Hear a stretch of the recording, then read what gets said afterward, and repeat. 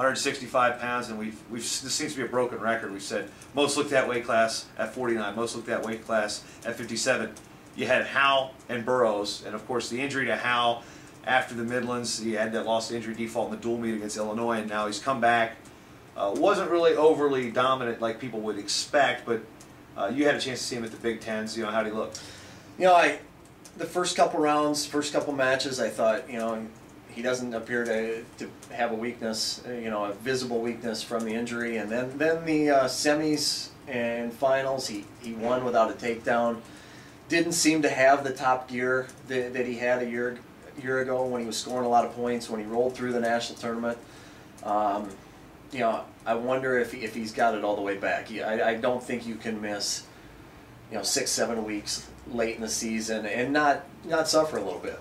Has that injury made it a 2-horse race, now to a 3-horse race, with Tyler Caldwell really getting, seemed to be a trendy pick by some of the media and the fans out there, picking him to beat Howe in the semis and face Jordan Burroughs, the top seed in the finals? Yeah, I wouldn't rule him out at all. I mean, he's a guy that's hard-nosed and a guy that had Burroughs on the ropes in the Big 10 or the Big 12 finals, where Burroughs had to get a reversal late and ride him out to win 2-1. You know, I think that's a match that a score that I think raises a lot of eyebrows across the country, because you got a guy like Burroughs that's scoring 23 points every match and tech falling just about everybody, and all of a sudden he's held to 2 points.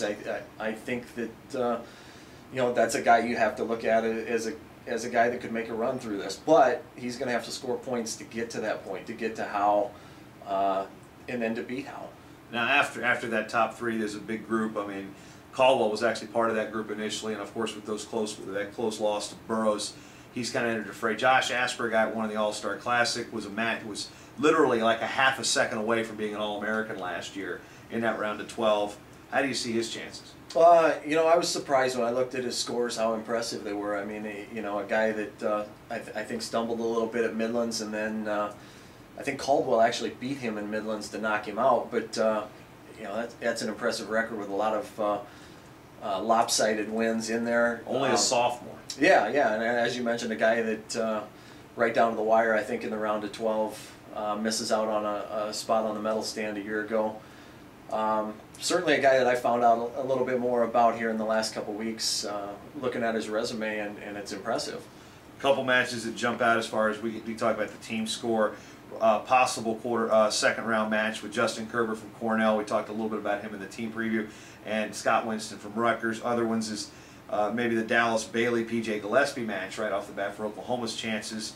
And then Aaron Jansen, Peter Yates. You got that Iowa Virginia Tech battle first round match. You think people will be watching that a little bit more than they might normally? Yeah, there's a storyline there, and if a little bit, and if he advances, if the seeds play out, you got a Jansen Bailey match in the second round. Those guys have gone at it twice. Bailey has found a way to win both matches. You know, I think if it comes to that, I think the winner of that match, you know, finds a way to get on the stand, and that goes a long way towards, you know, the chances of both of those teams, the team that comes out on top.